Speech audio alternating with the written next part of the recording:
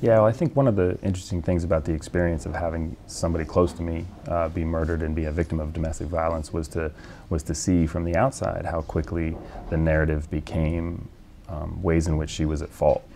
Even with the police, with gossip in the town, with a lot of people, and sometimes even you feel that yourself. You start to think, what could they have done differently to have not wound up being a victim, to have not wound up where they did. And obviously, I think that's the wrong response. But it's really shocking to see that all of a sudden, to see that the victims are blamed for their own for the violence that's perpetrated against them, as opposed to the people who are actually performing the violence being blamed. And so I wanted to write about that, and I think that's one of the things that readers who've been through something similar have responded to a lot, is that idea that they've been blamed for their own victimhood.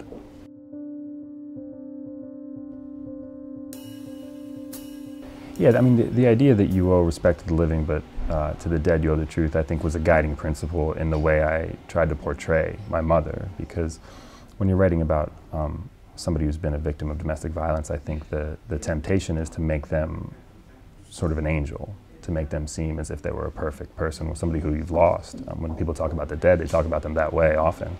But I felt it was important to portray her as a complex person who had faults. And I felt like if I did that, it would feel more real to a reader, it would feel more believable to readers as a true story. So that was very important to me.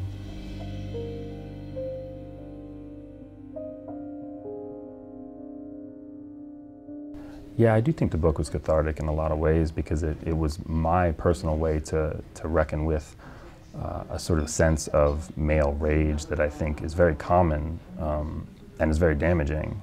I think it's part of a lot of American constructions of masculinity, to be capable of rage and especially to be capable of violence. And so a lot of times that rage manifests itself in violence, and I wanted it to manifest itself elsewhere, obviously on a personal level. And so I think the book for me was was cathartic in that sense. It was a way to channel a lot of that anger into something maybe more constructive.